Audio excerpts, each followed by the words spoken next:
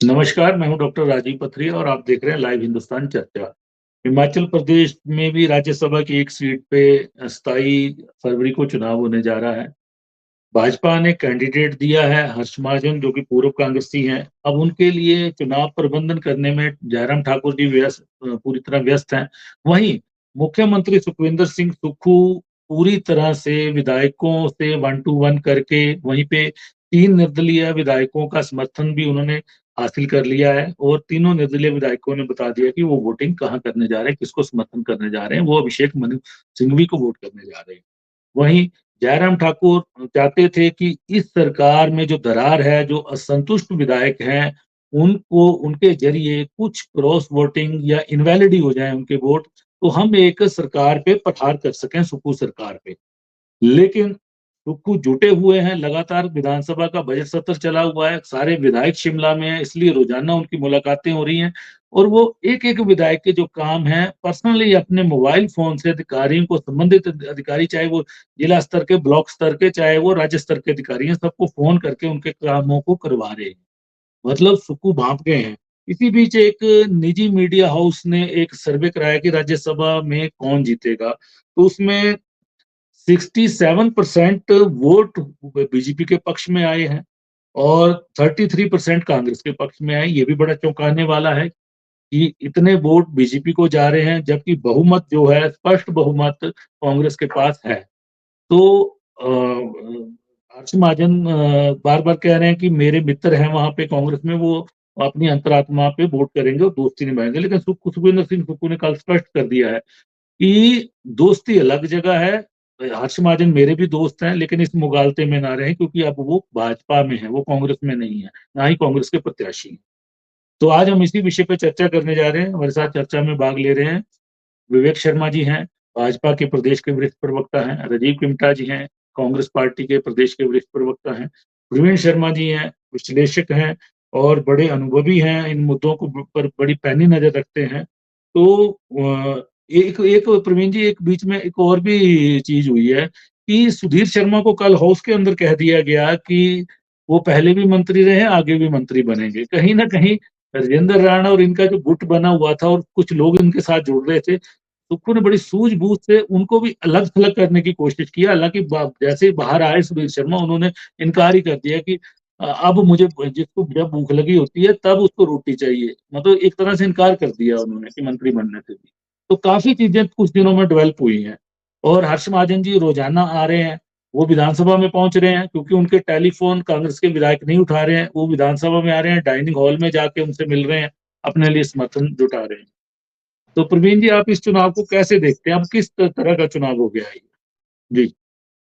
हिमाचल जी, जी, जी। प्रदेश में जो विधान अब तक जो राज्यसभा के जो चुनाव हुआ है हिमाचल प्रदेश के इतिहास में, निश्चित रूप से बहुत इंटरेस्टिंग है कि भारतीय जनता पार्टी के पास बहुमत नहीं है, उसके बावजूद उन्होंने कैंडिडेट दिया है। क्योंकि जिस तरह का अंतर है, 25 विधायक भारतीय जनता पार्टी के पास है और 40 विधायक कांग्रेस पार्टी के पास है। जी। तो अब तक ये वो स्थिति है जो अब तक हिमाचल प्रदेश में इन परिस्थितियों में अमूमन निर्विवाद या निर्विरोध रूप से जो है राज्यसभा का मेंबर चुना जाता था। पर जो गंदगी हम लोग बिहार में सुनते आ रहे हैं, या महाराष्ट्र में, या जो यूपी में सुनते आ रहे थे कि विधायकों की खरीद फरोख्त होती है, लगभग वही गंदगी को हिमाचल प्रदेश में इंट्रोड्यूस करने का प्रयास किया जा रहा है। जी। क्योंकि जो वर्तमान परिस्थिति है, वर्तमान परिस्थिति में भारतीय जनता पार्टी को अगर राज्यसभा में अपने उम्मीदवार को जिताना है, तो एक तो 3 निर्दलीय विधायकों को अपने पक्ष में लेना पड़ेगा और उसके पश्चात 7 विधायकों को जो है कांग्रेस के विधायकों को तोड़ना पड़ेगा। और 7 विधायकों में 2 विधायक तो ऐसे हैं जो दिख रहे हैं जी। कि वो भारतीय जनता पार्टी का सामने से समर्थन कर सकते हैं, क्योंकि वो असंतुष्ट है। ये कहा जाता है, एक के उनमें सुधीर शर्मा और दूसरे हैं राजेंद्र राणा। परंतु उन्होंने भी ये नहीं कहा है कि वो भारतीय जनता पार्टी के कैंडिडेट को समर्थन करेंगे। हो सकता है वो अपनी पार्टी के अंदर दबाव बनाने की सिचुएशन में लगे हुए हैं। तो पहला जो सबसे बड़ी बात होती है कि ये जो गलत प्रथा जो अब तक हिमाचल प्रदेश में नहीं थी, ये कहीं न कहीं गलत प्रथा का जो है हिमाचल प्रदेश में शुभारंभ हुई है और जिस व्यक्ति के थ्रू ये करने की कोशिश की जा रही है वो कांग्रेस पार्टी के बहुत लंबे समय तक एक वरिष्ठ नेता रहे थे।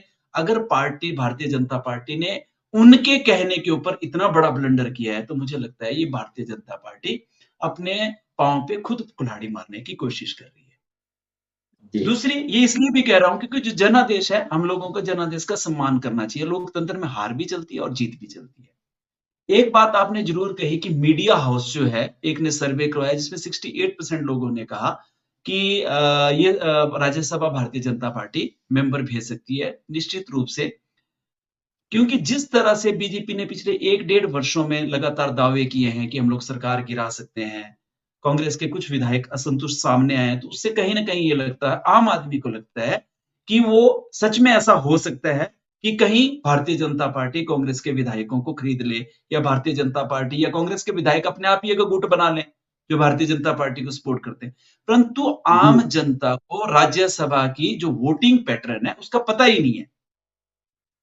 बिल्कुल। वो एक उनके सामने तो सिर्फ जो नेताओं से सुनी बातें हैं या जो अखबारों में कही गई है उसके आधार पे वो कह रहे हैं। जबकि राज्यसभा का वोटिंग पैटर्न बिल्कुल डिफरेंट है। राज्यसभा में कोई भी पार्टी अपना अधिकृत एजेंट सामने लेकर आती है और वहां पे आपको आपको पेन दिया जाता है और पेन के आगे अपने उम्मीदवार को टिक करना होता है और उसके बाद उस अधिकृत एजेंट को सामने दिखाना होता है। उससे ऊपर जो है पार्टी व्हिप जारी करती है। अगर कोई एमएलए जो है पार्टी के व्हिप के खिलाफ जो है जाकर जो है किसी दूसरे को वोट डालता है तो ऐसे कंडीशन में उसके ऊपर दल बदल कानून के में जाकर उसके खिलाफ कार्यवाही हो सकती है। अगर मान लीजिए कांग्रेस के 7 विधायक अंतरात्मा की आवाज के ऊपर या हर्ष महाजन से दोस्ती के आधार के ऊपर इस व्हिप का उल्लंघन करते हैं तो सीधे सीधे उनकी सदस्यता जाएगी।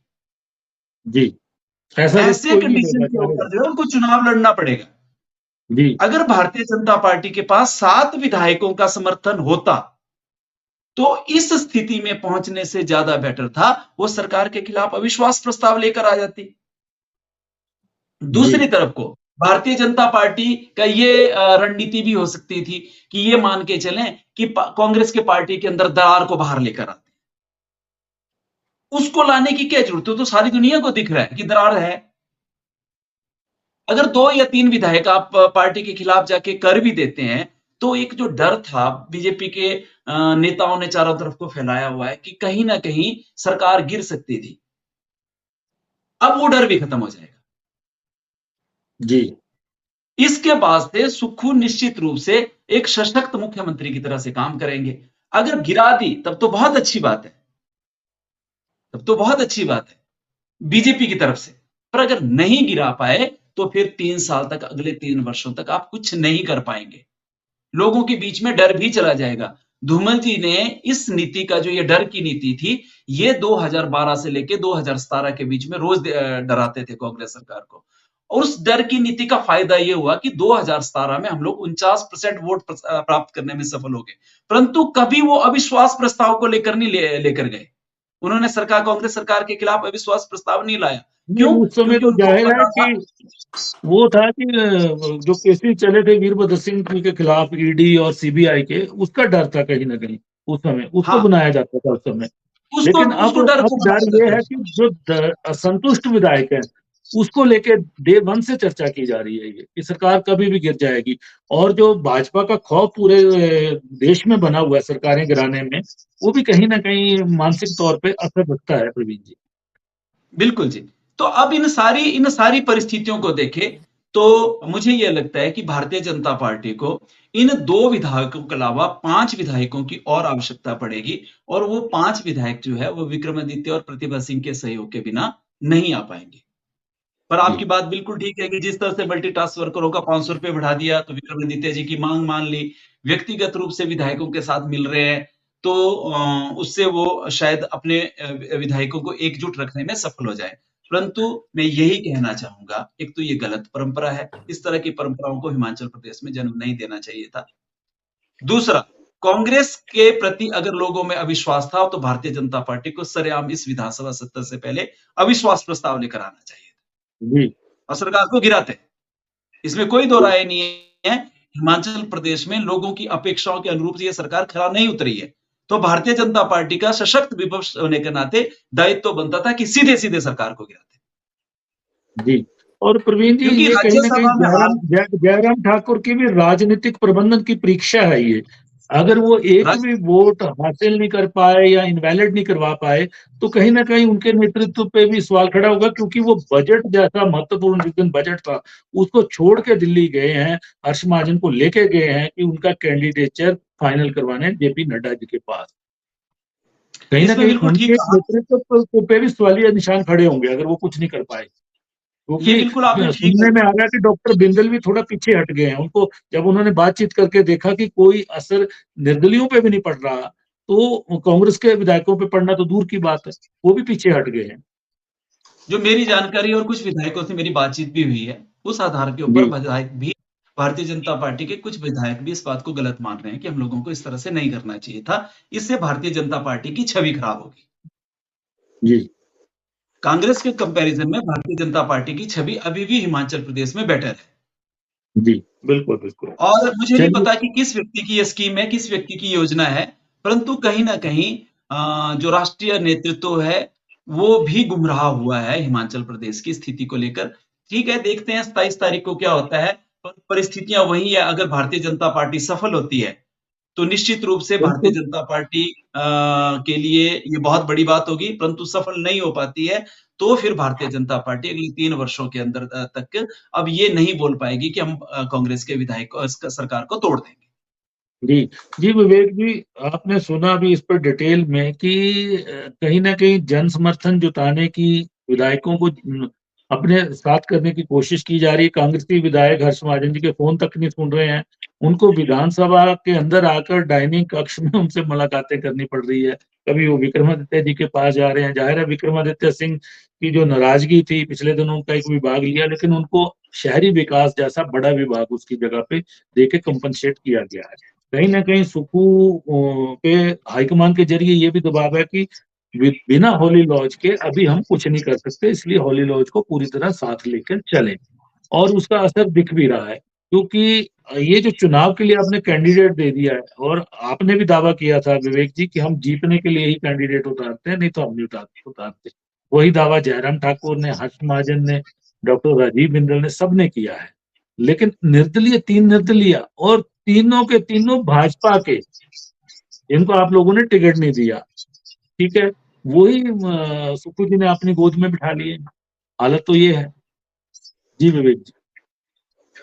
डॉक्टर साहब, ऐसा है कि विपक्ष को सदन में, विधायकों को सचिवालय में, और मंत्रियों को कैबिनेट में, और कांग्रेस संगठन के पदाधिकारियों को संगठन में कोई संतुष्ट उत्तर नहीं मिल रहा।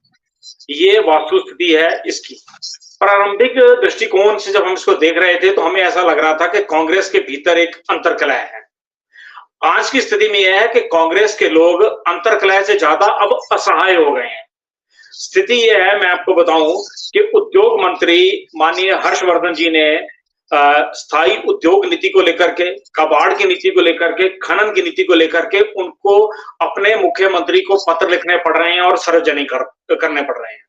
स्वास्थ्य मंत्री कह रहे हैं कि डॉक्टर जो हड़ताल पे गए हैं, काले बिल्ले लगाए या 2.5 घंटे की गए, उनकी मांगें जायज हैं, लेकिन वो असहाय स्थिति में है। शिक्षा मंत्री कहते हैं कि एसएमसी हो या जो पैरा टीचर्स के जो मामले हैं वो सही हैं, लेकिन हम कुछ कर नहीं सकते, हम असहाय हैं। यही स्थिति पीडब्ल्यूडी मंत्री की है और यही पंचायती राज मंत्री की भी है। यहां तक के जो बच्चे सड़कों पर बैठे हैं या नाराजगी है, रिजल्ट नहीं आ रहे या और नहीं आ रहे, उनके पास विधायक रणधीर जी हो या राजेंद्र राणा जी हो या अन्य विधायक हो, वो उन लोगों के पास जाकर बोल रहे हैं कि आपकी जो डिमांड्स हैं वो जायज हैं। ये इस चीज को संकेतित करता है कि ये सारी स्थिति बिल्कुल असहाय स्थिति में कांग्रेस चली गई है। अब कोई अंतर्कलह नहीं है। यहां तक के प्रदेश की अध्यक्षा प्रकाश चौधरी जी, जो उनके जिला से अध्यक्ष हैं, उनके त्याग पत्र के बाद उनके पास जाके कहते हैं कि ये बिल्कुल सही है जो इनका वक्तव्य है, जो ये है, लेकिन वो फिर भी कुछ कर नहीं पा रही हैं। आप स्थिति को देखिए। माननीय मुकेश अग्निहोत्री जी, जिन्होंने वाटर सेस का मामला उठाया और प्रदेश को आर्थिक तौर पर सुदृढ़ करने की बात की, उस वाटर एसेस को लेकर के जो उच्चतम सुप्रीम कोर्ट में जो अधिवक्ता महोदय उन व्यापारियों का पक्ष रख रहे हैं, उनका मुकदमा लड़ रहे हैं, आप बताइए वो आपके राज्यसभा के प्रत्याशी हैं। मुझे बताइए Himachal Pradesh which is known as an 7 sisters या 7 पहाड़ी राज्य जिनको एक स्पेशल स्टेटस बना हुआ है, उनका पक्ष रखने के लिए जिस व्यक्ति को हिमाचल का प्रतिनिधित्व दिया जा रहा है राज्यसभा में, क्या वो मुनासिब है? इसको हिमाचल के चाहे किसी भी राजनीतिक दल के व्यक्ति हो, कांग्रेस हो, भाजपा हो, कोई भी हो, कोई व्यक्ति अपने हको हकूक, अपने प्रदेश के हक को लेकर के वो आगे बढ़ना चाहता है। और स्थितियां ये हो गई कि माननीय मुख्यमंत्री भी असहाय हैं। आप तो बाकियों की बात कर रहे हैं, मैं कहता हूं माननीय मुख्यमंत्री ये कैसे कन्विंस करेंगे अपने साथियों को कि भाई जिस मामले को हम लड़ रहे हैं, हमारे विरोध में जो सुप्रीम कोर्ट में खड़ा हो रहा है भी उसको वोट डाल दो। ये कैसे संभव है? इन परिस्थितियों को समझने की आवश्यकता है। और भारतीय जनता पार्टी हो या कांग्रेस हो, अंतरात्मा की आवाज के ऊपर इस समय लोग कांग्रेस के साथ नहीं है। रहा विशेष बात का जो आपने मामला उठाया हर्ष महाजन जी का, मैं बताऊं हर्ष महाजन जी, ये ठीक है कि उन्होंने अपना जीवन का एक लंबा सफर उन्होंने कांग्रेस में व्यतीत किया है, लेकिन ये वो व्यक्ति हैं जिसने बघेल जी से पूछा था ये जो गारंटियां लेकर हम जा रहे हैं इनको पूरा कैसे करेंगे, तो बघेल जी ने उनको जो उत्तर दिया था उसका मैं यहाँ वर्णन नहीं करना चाहता हूं, लेकिन आज बघेल जी भी इस सत्ता से बाहर हैं। तो जहां तक प्रश्न आता है भारतीय जनता पार्टी का, हमने हमेशा उस व्यक्ति को सम्मान और स्थान दिया है जो व्यक्ति प्रदेश हित में, राष्ट्र हित में पक्ष रखने के लिए सक्षम है। तो कांग्रेस की स्थिति बहुत खराब है। कांग्रेस तो बिल्कुल इस समय वो स्थिति है कि जैसे जहाज से चूहे भागते हैं, जहाज डूबने की स्थिति में चला गया है। तो कांग्रेस से लोग छोड़ने के बहाने ढूंढ रहे हैं। प्रश्न यह नहीं है कि वो क्या होगा, कांग्रेस की स्थिति है। और हम आज भी ये बात दावा करते हैं कि हम चुनाव जीतने के लिए लड़ रहे हैं और हम पूरी शिद्दत से लड़ रहे हैं और लोगों की अंतरात्मा की आवाज आएगी और हम अवश्य ही इसमें कहीं ना कहीं सफल होंगे, ऐसी हम अपेक्षा करते हैं। क्योंकि अंततः इन लोगों को ही जनता के बीच में जाके जवाब देना है। जो विधायक आज ये कह रहे हैं कि ये ठीक है, परिस्थितियां ठीक है, लेकिन सरकार कुछ नहीं कर पा रही है, अरे भाई सरकार नहीं कर पा रही है तो कौन करेगा? आप ही सरकार का हिस्सा है ना, सरकार तो तीसरी तो है नहीं। तो इन परिस्थितियों में आज की डेट में भारतीय जनता पार्टी ये मानती है कि अंतरात्मा की आवाज से जब ये वोट निकलेगी। और दूसरा विषय जो हमारे प्रवीण भाई ने अभी उठाया विप और सदस्यता को लेके, मैं बताऊं उनकी सदस्यता नहीं खत्म जाती, उनकी पार्टी की जो पार्टी उनको डिसमिस कर सकती है अपने मेंबर से। They will be the independent member of the house और as an independent member of the house वो काम कर सकते हैं। और ये परिस्थिति लगभग उभरने वाली है और अविश्वास प्रस्ताव लाने की आवश्यकता भी नहीं है। मुझे ऐसा लगता है जब आवश्यकता होगी तो हम वो लाएंगे, लेकिन परिस्थितियां कांग्रेस के पक्ष में नहीं है क्योंकि कांग्रेस अब बिल्कुल असहाय स्थिति में चली गई, लगभग ये स्पष्ट है और स्पष्टता से दिख रहा है। जी किमटा जी असहाय महसूस कर रहे हैं, असंतुष्ट तो एक छोटा शब्द उन्होंने कह दिया कि संतुष्ट नहीं, अब असहाय हैं। मंत्रियों के जो मुद्दे हैं, लोग हड़तालों पे बैठे हैं, जगह जगह हर वर्ग हड़ताल पे है, लेकिन मंत्री उनको जायज कह रहे हैं, लेकिन मुख्यमंत्री बातों को टाल रहे हैं, सुन नहीं रहे हैं। कहीं ना कहीं एक बड़ा एक चीज तैयार हो रही है कहीं ना कहीं। और हम तो बात कर रहे थे हर्ष महाजन की दोस्ती की, वो कितनी निभाएंगे, वो भी एक आप उस पर भी चर्चा करेंगे आप, लेकिन ये भी बताएं कि असहाय क्यों हो रहे हैं मंत्री और विधायक? बिल्कुल कोई असहाय नहीं हो रहा है, ये तो बीजेपी की गलतफहमी है और बीजेपी की खास तौर पे, क्योंकि अल्टीमेटली बीजेपी ने सरकार के खिलाफ बोलना है, मंत्रियों के खिलाफ बोलना है तो बोल रहे हैं, तो इनका काम है बोलने का, तो बोलते रहे।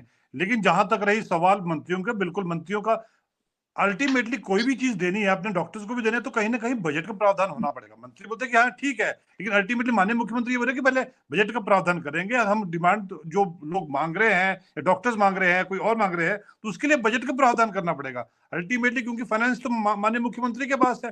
तो माननीय मुख्यमंत्री इनडायरेक्टली मान रहे हैं कि ठीक है, आने वाले समय में हम जो है इस तरह के बजट का प्रावधान करेंगे, जिसमें कि उन्होंने अपने अभिभाषण में भी 2 दिन पहले भी कहा कि ठीक है, कुछ जो लोग पेंशनर्स है जिनकी डीए की किस्त देनी है वो उसको नियमित अनुसार जो है धीरे धीरे उनको रिलीज किया जाएगा। रही बात हर्ष महाजन की दोस्ती की, तो मुझे समझ नहीं आया हर्ष महाजन जी की दोस्ती किन लोगों के साथ है। माननीय मुख्यमंत्री जी के साथ है, ठीक है, जब वो कांग्रेस में थे तो, लेकिन आज की परिस्थिति में अगर आप 12 के 12 जिलों में देखा जाए तो मुझे नहीं लगता कोई हर्ष महाजन जी के साथ कोई भी कांग्रेस का विधायक खड़ा है अल्टीमेटली, क्योंकि जब जो एक हर्ष महाजन जी के समय में जो लोग थे वो तो चले गए हैं। अब जो जितने भी लोग आए हैं वो नए लोग आए हुए हैं। वो शायद हर्ष महाजन जी उस टाइम मेरे ख्याल से कांग्रेस में थे, तो वो लोग एनएसयूआई में थे। मैक्सिमम जितने भी है वो संगठन से निकले लोग हैं, और हर्ष महाजन जी और उनके में कोई दोस्ती वाली बात नहीं, बहुत लंबा गैप है।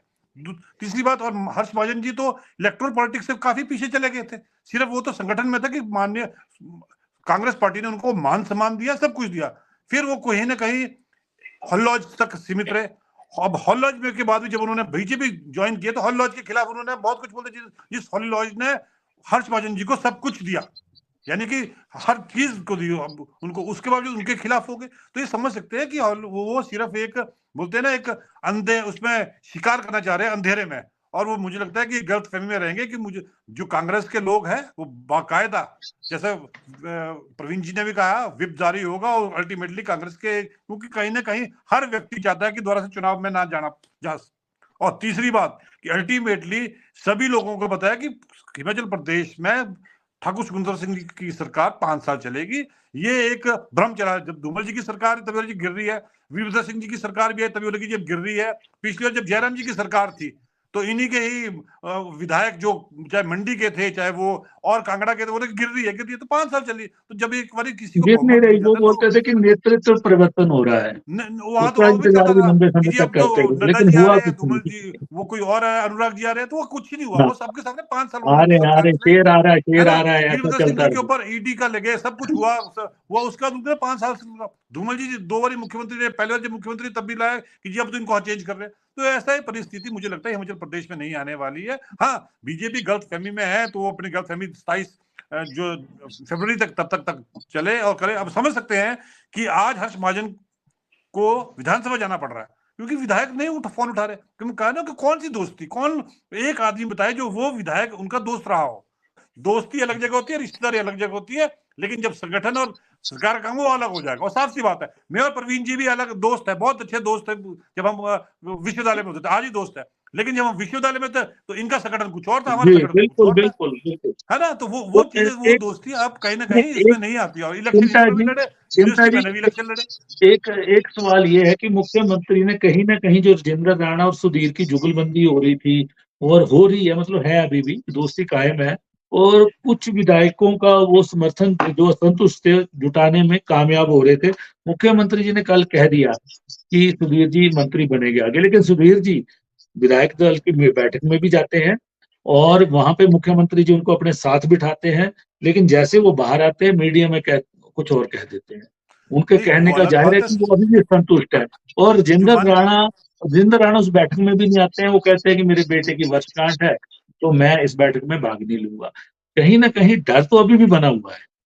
देखिए, जब तक कोई भी चीज हो, जब तक आपका चुनाव के परिणाम सामने आते हैं तो डर तो किसी को भी हो, चाहे वो पार्टी में अंदर के लोग हैं चाहे बाहर के लोग हैं। डर तो एक सामान्य सी स्थिति है कि डर रहता ही रहता है जब तक आपके परिणाम आते नहीं है। अगर आप कोई एग्जाम में बैठते भी हो, अगर आपने 100% आपने एग्जाम में क्वेश्चन सॉल्व किए, तब भी आपको डर रहेगा कि पता नहीं कोई गलत तो नहीं हो गया। तो ये भी चुनाव है, इसमें यू नेवर नो कि क्या होता है। लेकिन अल्टीमेटली सुधीर शर्मा जी की जहां तक बात है, का भाजपा के कांगड़ा के विधायक ही बोल रहे थे, तो माननीय मुख्यमंत्री ने कहा कि जल्दी इनको जो है मंत्री बना दिया जाएगा। एक, क्योंकि भाजपा के विधायकों को बहुत जल्दी लगी है कि और मंत्री बना जाए। अरे भैया, वो माननीय मुख्यमंत्री का एक फैसला है, उनका एक विशेष अधिकार है कि उन्होंने कब किसको मंत्री बनाना है, कब आने वाले समय बनाना है। तो कांगड़ा के कुछ विधायक थे जिन्होंने कहा, तो माननीय मुख्यमंत्री ने उसका जवाब दिया कि जल्दी सुधीर शर्मा जी रही राजेंद्र राणा जी अभी भी प्रदेश कांग्रेस के जो है कार्यकारी अध्यक्ष है। तो मुझे नहीं लगता कि वो इस तरह का जो स्टेप लेंगे। अगर उन्हें स्टेप लेना होता तो शायद वो भाजपा से कांग्रेस में भी ना आते।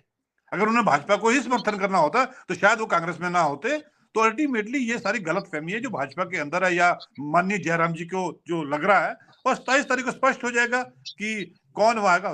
लेकिन जहां तक रहा, इन्होंने कहा विवेक भाई ने कि जो वाटर सेस को लेकर कहा कि वाटर सेस को, तो उस वक्त एक प्रोफेशन है उनका। अल्टीमेटली आज जब सांसद बनेंगे तो क्या तो अब कहीं ना कहीं राज्यसभा चुनने के उन्होंने बाद वो उससे छोड़ कहीं ना देंगे कहीं वो केसी? आत्मचिंतन करके ये भी कि तो उनको चाहिए ना। प्रदेश हित में भी बात करनी पड़ेगी, क्योंकि एक प्रोफेशन जी था, एज ए प्रोफेशनल उन्होंने वो काम किया। वो तो कल को ये भी प्रोफेशन है, प्रवीण जी भी लॉयर है, तो वो आप संगठन से हटके या किसी और चीज को लेकर आप जाते हो। लेकिन अल्टीमेटली अब जब वो यहाँ से सांसद बनेंगे तो परिस्थिति कुछ और होगी, परिस्थिति फिर जी, कुछ छोड़ और होगी। देंगे वो और केसी मुझे लगता कंपनी है के, कि बिल्कुल यही आपका अभिप्राय है। चलिए प्रवीण जी कुछ कहना चाह रहे थे। प्रवीण जी, देखिए जी, एक तो कहा कि जैसा विवेक जी ने कहा कि हम लोग अभी भी श्योर हैं कि वो इलेक्शन जीतेंगे। देखो, इलेक्शन जीतने को लेकर भारतीय जनता पार्टी श्योर होती तो मैं भारतीय जनता पार्टी के नेताओं को बोलता कि माननीय जेपी नड्डा जी को उतार लेते, उनको क्यों बिल्कुल, भेज और दिया? उनकी होम स्टेट थी, राजस्थान से क्यों जाना पड़ा उनको? और दूसरी एक और चीज, ये कहा कि जो व्यक्ति हिमाचल प्रदेश के हकों के खिलाफ है, अरे बेसिकली भारतीय जनता पार्टी तो वाटर सेस को हिमाचल प्रदेश के हकों के खिलाफ मानती है। तो उस हिसाब से जो था, वो जो कांग्रेस के राज्यसभा के प्रत्याशी हैं, वो तो बीजेपी के पक्ष की तरफ से लड़ रहे थे। तो भारतीय जनता पार्टी को तो 25 के 25 लोगों को उनको सपोर्ट करना चाहिए। सेंटर की पीएसयू कंपनियां के खिलाफ भारतीय जनता पार्टी है।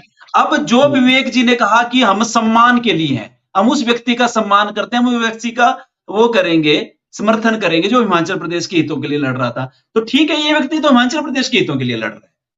पूरी Bharatiya Janata party water cess के खिलाफ है और वो व्यक्ति भी वाटर सेस के खिलाफ है। अगर यही इनका जो इन्होंने ये अपना तर्क दिया है, कम से कम अपने तर्क के ऊपर तो खरे उतरे हैं।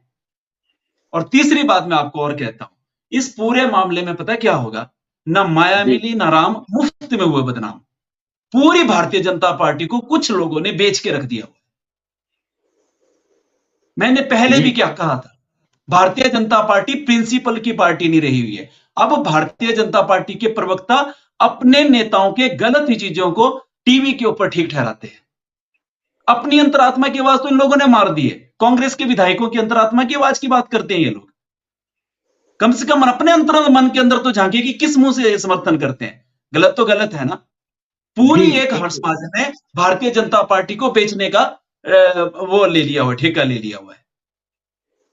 अरे एक या दो लोगों के बहकावे में आकर आप लोग 2 या 3 लोगों को तोड़ भी लेंगे तो क्या हो जाएगा। पूरी भारतीय जनता पार्टी को तो फजीहत करवा दिया आपने। जिन सिद्धांतों को लेके, जिन प्रिंसिपल्स को लेके भारतीय जनता पार्टी बनी थी, वो ये प्रिंसिपल नहीं है। बिल्कुल बिल्कुल कि आप जीत के लिए किसी भी हद तक जाएंगे। आपने कहा कि वो उनके फोन टेप हो रहे हैं, इसकी वजह से विधायक को उनको जाना पड़ रहा है, विधानसभा में आना पड़ रहा है। अरे 50 तरीके होते हैं जहां फोन टेप नहीं होते, व्हाट्सएप कॉल कर लेते हैं। मतलब उनके कांग्रेस के विधायक उनकी व्हाट्सएप कॉल भी नहीं उठा रहे होंगे, उठा नहीं रहे हैं। यही है मेन। और मैं फिर कह रहा हूं, मैं भारतीय जनता पार्टी के साथ में रहकर 20 सालों तक काम किया है। बहुत से नेताओं को व्यक्तिगत तौर के ऊपर जानता हूं। बहुत सारे विधायकों ने यही कहा ये गलत काम हो रहा है। बिल्कुल, मेरी भी बात हुई है, मैं इससे बिल्कुल राब्ता रखता हूं, मेरी भी चर्चा हुई है कि ये गलत डिसीजन है। लेकिन प्रवीण जी, मैं चलो विवेक जी से सवाल लूंगा। विवेक जी, एक सब्र होता है कि हम अगर सत्ता से गए हैं तो 5 साल हम अब विपक्ष में सजग विपक्ष की भूमिका निभाएं और काम करें। प्रवीण जी ने ठीक कहा, 1-2 लोगों की सलाह पे और हर्षमान जो 42 साल कांग्रेस के अंदर रह के और उनकी कारगुजारियां वीरभद्र जी के नजदीक कैसी रही, पहले वो विजय स्टोक्स जी के साथ भी रहे, कहीं ना कहीं वो भी पाले बदलते रहे, ठीक है। अब वो रिटायरमेंट के दौरान आपने उनको चुनावों से पहले लिया कि आपको कोई लाभ होगा, आप एक चंबा सदर की सीट तो जीत नहीं पाए उनके दम पे कहीं ना कहीं, ठीक है। और अब आप राज्यसभा में उनका चेहरा देके आपके नेता ये दर्शाना चाह रहे हैं कि जो कांग्रेस की दरार है उसकी कितनी गहराई है जनता को बताई जाए ये। लेकिन 3 निर्दलीय विधायक जो कि भाजपा के ही हैं, आप लोगों ने टिकट नहीं दिया उनको, वो उन्होंने इलेक्शन लड़ा और जीत के आए, ठीक है। वही आपसे नहीं संभाले जा रहे और आपके कुछ नेता रोज सवेरे सफारी सूट और पैंट कोट डाल के बैठ जाते हैं कि पता नहीं राजभवन से ओथ के लिए कब बुलावा आ जाए, ऐसे सपने देख रहे हैं। ये कहीं ना कहीं ये लोकतंत्र के लिए अच्छी बात भी नहीं है जी। ये आज प्रवीण जी थोड़े भावुक हो गए। एक्चुअली कई बार व्यक्ति पूर्व ग्रह से ग्रसित होता है तो उसकी भावनाएं झलक जाती हैं। उसके लिए मैं प्रवीण जी के प्रति संवेदना व्यक्त करता हूं कि ऐसा नहीं है वो तो आप ओवरलैपिंग करते हैं जी, आप ओवरलैपिंग कर देंगे शब्दों पे माहिर हैं आप। नहीं, ओवरलैपिंग नहीं कर रहा हूं मैं शब्दों का माहिर हूं, लेकिन मैं ये वास्तविक बता रहा हूं कि प्रवीण जी भावुक हो गए।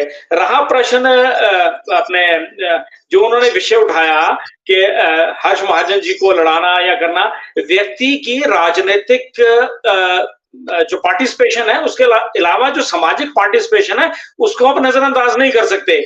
जब बघेल जी से उन्होंने पूछा था कि इन गारंटियों को हम पूरा कैसे कर देंगे, इसी वजह से वो भी उस समय इनके चलिए वो एक बहाना था, एक अफसाना बन के रह गया वो बात। दूसरी बात विवेक जी, अगर आप इतने आश्वस्त होते, प्रवीण जी ने सही उठाया, जेपी नड्डा यहीं से हैं, उनको क्यों कैंडिडेट बनाया गया और बड़ा कैंडिडेट था। मुझे समय दीजिए, मैं आपके हर प्रश्न का उत्तर देके जाऊंगा, जल्दी नहीं भागूंगा नहीं मैं। दूसरा, नहीं हमारे पास समय कम हो रहा है, हमारा समय पूरा हो रहा है ना, अब जब जल्दी राजीव पिंटा जी ने जो विषय अभी कहा कि नेवर न्यू इट, कि कोई नहीं जानता कि क्या स्थिति हो जाए, इसलिए कांग्रेस कितनी आश्वस्त है, वो जो नेवर न्यू वाला शब्द इन्होंने उपयोग किया उसमें इस बात को का समावेश हो जाता है कि क्या परिस्थिति ऊपर होने वाली है। रहा प्रश्न बात का कि किसको लड़ाना है चुनाव, किसको नहीं लड़ाना, किस व्यक्ति को कहां से लड़ाना है, ये हर राजनीतिक दल के भीतर का हिस्सा है। यहां पर भी पहले प्रियंका गांधी जी, सोनिया गांधी जी का नाम आ रहा था, बाद में वो राजस्थान चली गई। अदरवाइज इसके लिए आप किसी को ये नहीं कह सकते कि जी कांग्रेस उसको लड़ाएगी, भाजपा उसको लड़ाएगी। ये सब अपनी अपनी है राजनीतिक के अंदर। चलिए चर्चा को विराम देते हैं, अब चर्चा को विराम देते हैं। किमटा जी कोई ज्यादा आवश्यक है तो बता दें जी। नहीं कुछ नहीं, मैं इनको सोनिया गांधी और प्रियंका जी की बात की थी, चलिए वो बात हो गई, वो तो अब चुनी भी गई है। लेकिन हर्ष महाजन की बात, हर्ष महाजन जी ने गारंटियों की बात कब कही है? गारंटियों की बात उन्होंने तब कही है जब वो भाजपा में ज्वाइन कर दिया। वो ज्वाइन करने के बाद है ना, बिल्कुल जो उनको सूट किया उस समय हर्ष महाजन जी को लगा कि हिमाचल में बीजेपी की सरकार बनने जा रही है, और उनको लगा कि बिना वीरभद्र सिंह जी के नैया पार नहीं हो सकती, लेकिन वो हो गई नैया पार, क्योंकि बदलाव का दौर लगता है 5 साल बाद। चलिए, तो आज हम चर्चा कर रहे थे कि राज्यसभा में वोटिंग के लिए किस तरह के प्रयास हो रहे हैं। हर्ष महाजन जी जो कैंडिडेट हैं भाजपा के, खुद आ रहे हैं विधानसभा में, इन दिनों बजट सत्र चला है, मिल रहे हैं कांग्रेस के विधायकों से भी, निर्दलीयों से भी, लेकिन तीनों निर्दलीय खुलकर मुख्यमंत्री सुखविंदर सिंह सुक्खू के साथ चल रहे हैं। वही सुखविंदर सिंह सुक्खू जिनके गिले शिकवे हैं विधायकों के, पर्सनली उनसे मिलकर मिटाने की कोशिश कर रहे हैं, और वो पूरी तरह आश्वस्त हैं। जो राज्यसभा चुनाव की वोटिंग में जो बदलाव कुछ वर्ष पहले हुए थे, वो पूरी तरह आश्वस्त है कि एक भी वोट इनवैलिड नहीं होगा और एक भी वोट बाहर नहीं जाएगा। लेकिन देखिए, क्योंकि भाजपा केंद्र में है, बड़ा खेल खेलते हैं, फिर भी एक डर बना हुआ है कि कहीं ना कहीं कुछ हो ना जाए। और जिन भाजपा के नेताओं ने ये चीज बुनी है, वहीं जयराम ठाकुर जी की भी ये परीक्षा है, राजनीतिक परीक्षा है।